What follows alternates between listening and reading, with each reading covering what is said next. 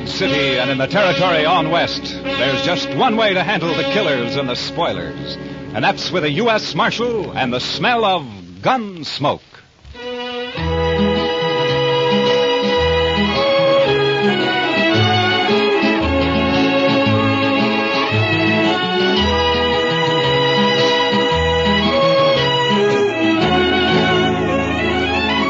Gunsmoke, starring William Conrad. The transcribed story of the violence that moved west with young America. The story of a man who moved with it. Matt Dillon, United States Marshal.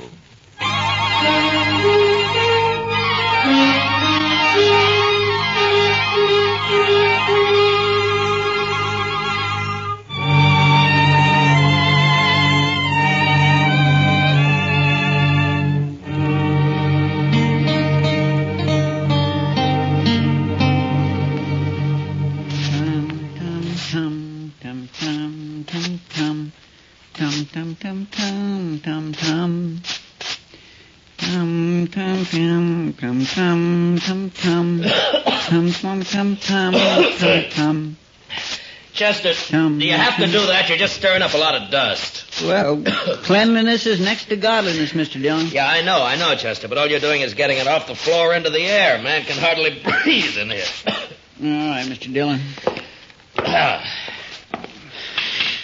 I'll do my sweeping later. Yeah, good. My mother taught me that, Mr. Dillon. Taught you what, Chester? That cleanliness is next to godliness. She was a fine woman, too. Oh, look, Chester, it's a good saying, and it's probably true, and I got nothing against your mother, except that she also should have taught you how to sweep. Well, maybe she just didn't have the time, Mr. Dillon. You see, there was an awful lot of us, and, with chores and... Oh, hello, Doc. Come on, I'll buy you a drink. What? Doc said he'd buy you a drink, Mr. Dillon. He really said that? You coming? Doc, you gotta quit throwing your money around the way you do. Maybe you don't need a drink. Wait a minute, Doc. I'm with you. I'll tell you all about it when I get back, Chester. I'd be mighty interested, Mr. Dillon.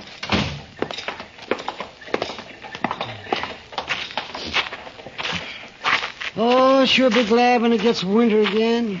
Why, Doc? You'll just complain about the cold, then. I suppose.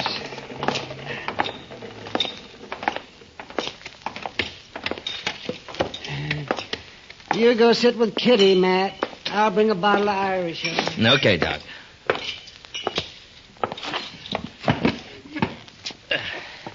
Hello, Kitty. Hello, Matt. What are you and Doc up to? Hey, he wants someone to talk to, so he picked me. And you. Fine. I'm a good listener. Lots of practice.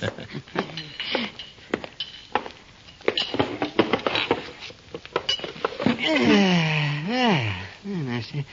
You like Jameson's, don't you, Kitty? Sure, Doc. What are we celebrating? Let's see here. We'll drink to a fella that you don't know. Uh-huh. Cain Vestal. Well, here's to him. Yeah? Here's to him. Yes, he'll be dead in a couple of months. What? That's what I told him.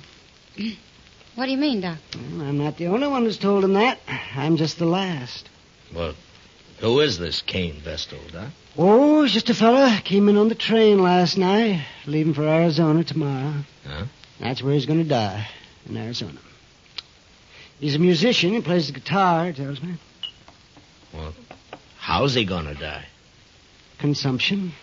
He's got it bad. I'm the last doctor who's going to ask about it, he says. Poor fella.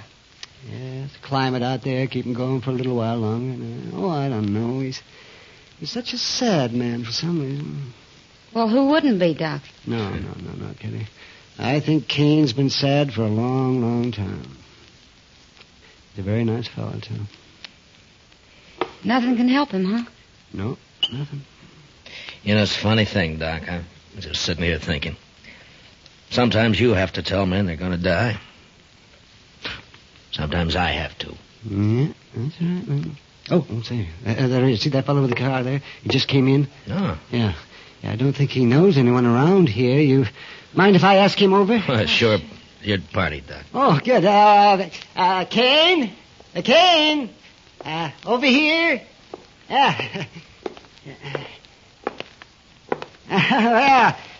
Sit down. Sit down. Cain, this is Kitty.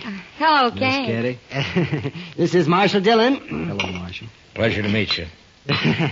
He's doing it, yeah. Sit down. There we are. Have a drink. Well, thank you, Doc. This your first trip west, Cain? Yes, Marshal, it is. Oh, where are you from? Why, no place in particular, Miss Kitty. I seem to spend most of my life on the Mississippi River. I thought you were a musician. I am. I was hired to ride the river boats and play my guitar for the passengers. Oh. Well, at least you've had a constant change of scenery. After 20 years of going up and down that river, it got pretty familiar, Marshal. Well, Cain, I knew a young fella back in St. Louis before the war, and he was learning to be a river pilot. Say, I wonder if you ever ran into him. Name of Clemens, Sam Clemens? No, Doc, I don't believe I did. Oh, he was a very amusing fella. He was just chock full of stories. You leaving Dodge tomorrow, Cain? I'm headed for Arizona, Miss Kitty. No reflection on Dodge, though. If you hit a place out there called Tombstone, I wish you'd look up Virgil Earp for me. Tell him I sent you, huh? Well, thanks, Marshal. I'll do that. Say, Cain, I wonder, could I ask you a favor? Well, certainly, Miss Kitty. Anything at all. Or would you play something for us? I had an idea that's what it'd be. Anything in particular? Oh, play something you like, Cain. Another girl I knew used to like this one.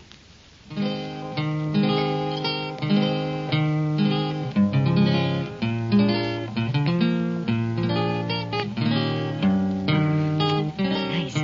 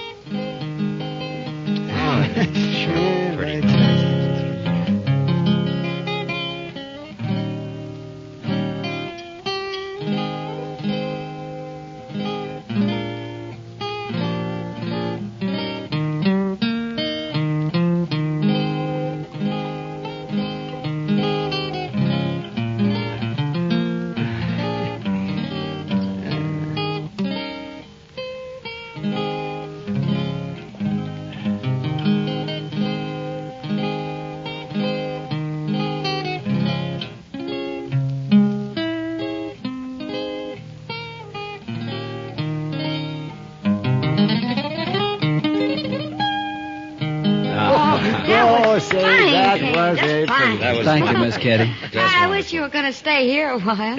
Maybe you could teach me to play like that, huh? It'd be a pleasure, Miss Kitty. But I'm afraid I won't be around for long.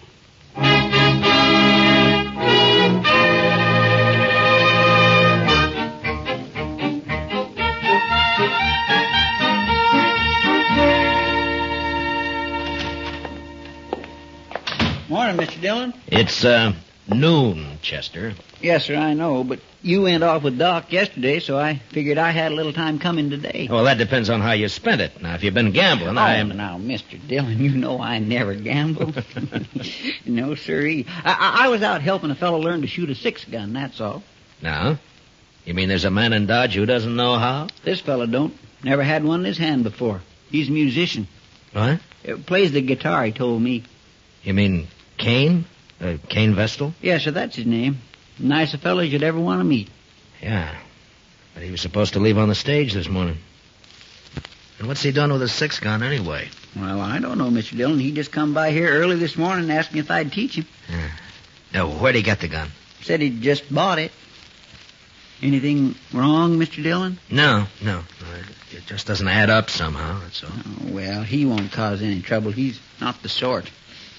You never know, Chester. No, sir. And my Kitty looks pretty this morning.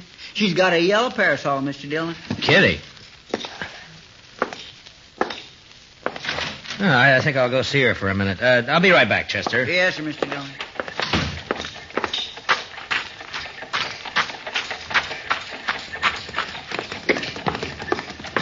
Kitty? Hello, Matt. Kitty, I'd like to talk to you for a minute. Oh, sure. What is it? I'm curious about something, Kitty. Maybe you can help me. Maybe. How long was Cain Vestal with you yesterday? Cain. Oh, well, he didn't leave till evening. Why? Well, he didn't go out on the stage this morning, and he's bought himself a 6-gun. You any idea why? A gun? Huh? Doesn't sound like Cain. Anything happened yesterday, Kitty, or did he tell you anything? Oh, yeah, there was one thing, Matt. Joel Adams and a couple of his men came in. Yeah? Cain got pretty upset when he saw him had a bad coughing spell. Huh? Later, he asked a lot of questions about Adams. Well, what'd you tell him? Just that Adams is a big landowner around here, that nobody who isn't working for him likes him very much. That's all I know, anyway. Yeah. They didn't talk, Adams and Cain. No. I don't think they even know each other. Well, anyway, he sure isn't the sort to be packing a gun. You'll just get into trouble, Matt. Yeah. Where's he staying, did he say? Dodge House, I think. Yeah. Thanks, Kitty. I'll see you later.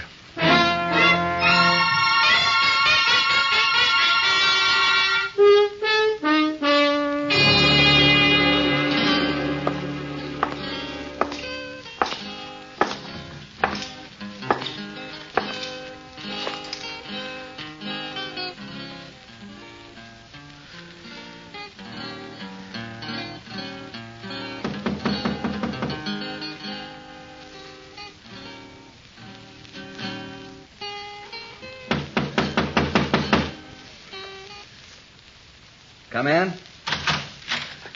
Hello, Cain. Why, Marshal Dillon. Come in. Thank you. What can I do for you, Marshal? I thought you were leaving Dodge on the stage this morning. Well, I was, Marshal, but I changed my mind. You know how it is. Sure, Cain, sure. Now, we're glad to have you around. I'm just curious, though. Your staying have anything to do with that gun you bought this morning? Oh, Chester told you. I thought he would. He's a good teacher, Marshal. Yeah. But that doesn't answer my question. Do I have to answer it? I'm just trying to help you, that's all. Yeah, I appreciate that, Marshal, but I'm afraid there's nothing you can do. Look, Cain, you're new in this country. A man like you just can't pick up a 6-gun and call himself a fighting man. Not and expect to live through it. I certainly lay no claim to be a fighting man. Then why did you buy that gun? There's no law out here against a man having a gun, is there, Marshal? No. But any man who carries one is expected to use it when the time comes. You'd be a lot safer without one. Being safe doesn't mean a whole lot to me, Marshal. Not now. Yeah, I know. Doc told me. What's it all about? It's a long story. And an old one, I suppose. I'd really rather not talk about it. I can't force you to. But tell me this. Does it have anything to do with Joel Adams? Yes, it does, Marshal. I'm going to kill him. When? I don't know. Anytime. Well, why? That's a long story I mentioned. All right, Cain. But if you try to face him, he'll kill you before you got that gun halfway out of your belt. And if you shoot him any other way, you'll hang for it. You've forgotten something, Marshal. What? No matter what I do, I'm going to die soon anyway. A month or two isn't going to make any difference. You hate Adams that much? I wouldn't kill a man I didn't hate, would I? I didn't think you were the sort of man who'd kill anyone. Only Joel Adams, Marshal. Then I gotta warn him about you. Well, I understand, Marshal. It's all right. He doesn't know me anyway. We even saw me before. But you want to kill him? Yes, sir. Well, I'll take your gun away from you, but you'll just find another one. And I can't arrest you unless I catch you trying to bushwhack him. I'm sorry for the trouble I'm causing you, Marshal. You know, I've never had to deal with a man like you before, Cain. Maybe I ought to just tie you up and throw you on that stage. You could. But I'd just come right back. Yeah, I guess you would. I'm sorry this has to happen here in Dodge, Marshal. Then why don't you leave? I guess I hate Joel Adams too much. All right, Cain, I'm through trying to convince you. So long. Goodbye, Marshal.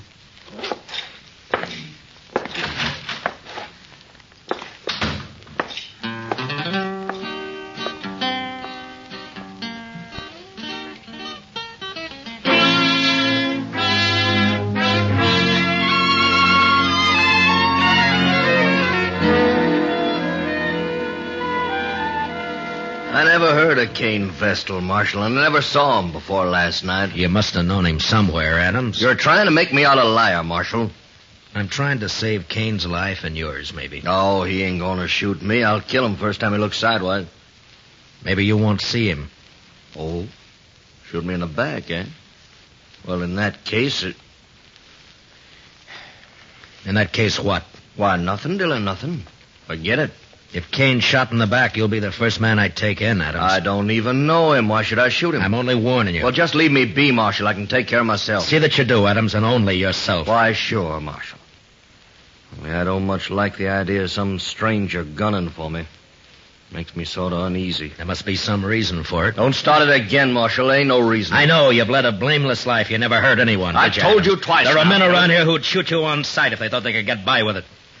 I don't think you were ever any good, Adams, so don't tell me Cain's got no reason. I don't You're believe it. pushing me now, I'm tired of Marshal. your talk, that's all.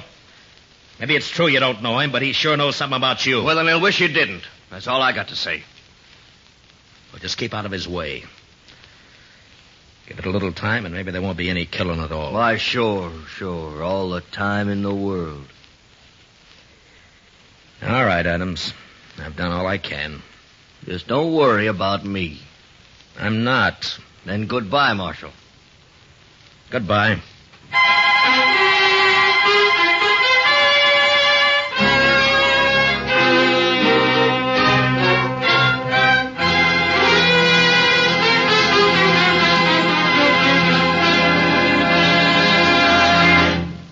We will return for the second act of Gunsmoke in just a moment.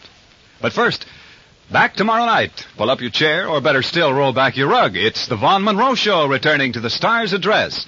Listen for Vaughn, the Moon Maids, the Moon Men, in their wonderful way with popular music and songs. Once again at their old familiar Saturday night time on CBS Radio.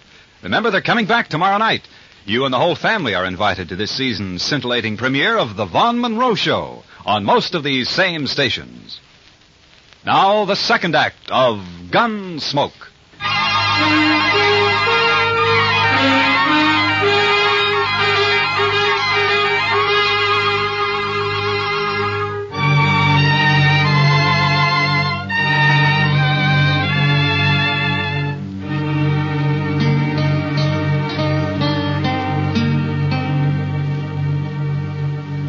Sure is quiet around town tonight, Mr. Dillon. Yeah. There's a trail herd due in a couple of days. I suppose business will pick up then. You'd think those cowboys be too tuckered out after a ride like that to have any juice left in them at all, Mr. Dillon. Yeah, they're too poor to cut loose any other time. Well, that don't stop them down in Texas, Mr. Dillon. No? No. It's just like an uncle of mine back in Waco. He was poor, he was mean poor. But he always said the only good money was to have fun with. Oh, did he have fun? But no, sir. He was too poor, like I said. All right, Chester, all right. All I ask is that you don't try to explain it to me. Well, but there's nothing to explain, Mr. Dillon. It's just that he was forget the one poorest Chester. man you'd ever... Marshal, say, you want to talk to Cain Vestal? What? Cain is upstairs in my office. He been shot? No, not shot. Beat up. Well, how is he, Doc? Well, he's not too bad. A couple of cowboys found him just outside of town. They heard a shot and said two men rode off before they could stop them. Yeah? And I guess whoever it was, they didn't have time to finish the job. They just got started working on him. So Adams made the first move, huh? I'll be back soon, Chester. Yes, sir, Mr. Dillon. They hit him on the head with a gun butt and scratched him up some. Outside of that, he's fine. That's still assault, even if they didn't kill him, Doc. Yeah, I suppose it is. Anyway, they took a shot at him when they heard those riders coming along. Went right through his coat. Yeah. They probably think he's dead. So that's where you went, Doc. I might have known. Didn't even give you a chance to use that gun, did he, Cain? I didn't have a gun on me, Marshal, but it wasn't he. It was they. Huh? Did you recognize them? Well, I don't know many people around here. You know Joel Adams, or so you told me. It wasn't Adam. Could you pick him out if you saw him again? No, Marshal, I don't believe I could. Where were you when they grabbed you, Cain? End of Front Street. I was taking a walk after supper. They rode up behind me, one on each side, lifted me up, and carried me out of town a ways. You must have got a good look at them, at least when they got off their horses. It was too dark, Marshal. Yeah. Doc, how long's he been here? Oh, about half an hour, Marshal. Why? Those cowboys who saw you, Cain, they brought you right in here, didn't they? Yes. So it was maybe an hour ago when those two men hauled you out of town? It was plenty light enough then. Was it, Marshal? You're gonna fight it yourself, aren't you? Yes, Marshal. It's my affair. It was, Cain, but you've been assaulted and shot at, so it's the law's business now. I won't prefer any charges, Marshal. You don't have to. I've seen you, and I know who did it, or who hired it done, as well as you do. Please, Marshal. I got to handle this my own way. There's a law that says you can't murder a man, Cain, and the same law says he can't murder you. Are you so full of hate you can't get that through your head? I guess that's it, Marshal. All right, Cain. You do what you have to do. So will I.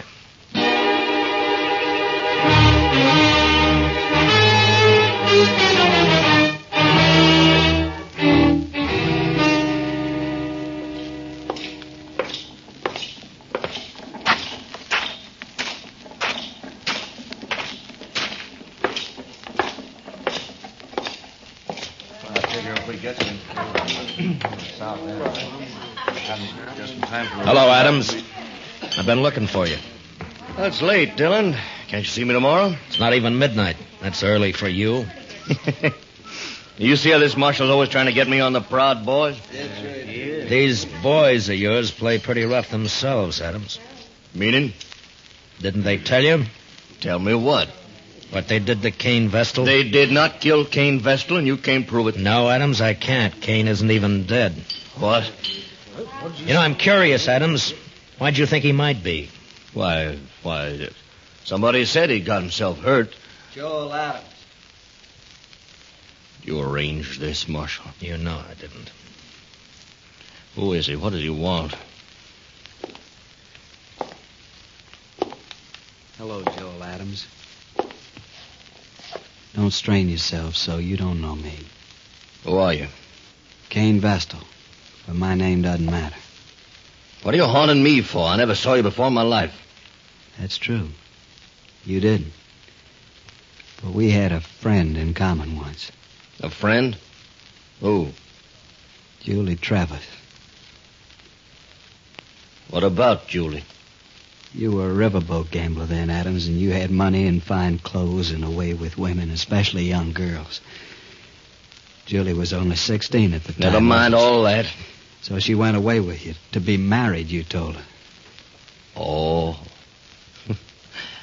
I think I guessed the rest. You wanted to marry her, but I got her instead. Is that it? That's it, Adams. That's exactly it. Oh, now I thought you really had something on your mind, Vestal. Well, all right, why don't you get out of here and quit bothering people while you can still walk? Julie killed herself, Adams. She committed suicide. What? You didn't know that, did you? Well, it's got nothing to do with me. Because you never married her after all. It was just a year after you abandoned her in New Orleans. I think it has a lot to do with you, Joel Adams. What are your plans, mister? I see you got a gun in your belt. Gonna kill you.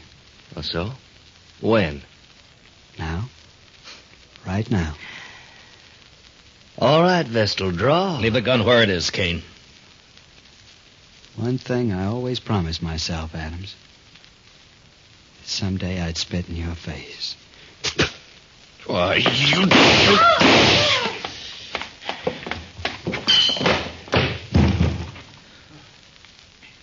Give me the gun, Adams.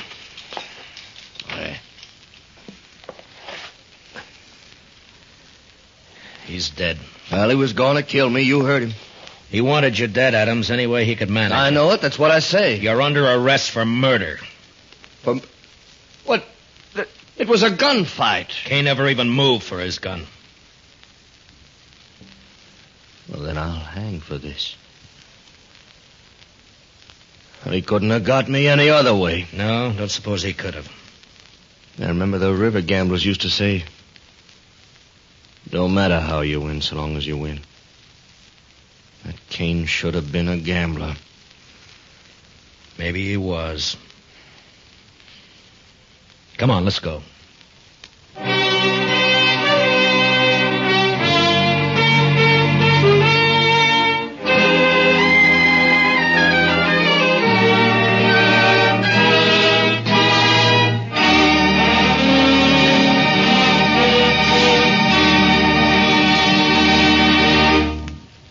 Gunsmoke, transcribed under the direction of Norman Macdonald, stars William Conrad as Matt Dillon, U.S. Marshal. Tonight's story was especially written for Gunsmoke by John Meston, with music composed and conducted by Rex Corey. Featured in the cast were Harry Bartell with Georgia Ellis and Larry Dobkin. Parley Bayer is Chester, Howard McNear is Doc. Clancy Cassell speaking. Join us again next week as Matt Dillon, U.S. Marshal, fights to bring law and order out of the wild violence of the West in Gunsmoke.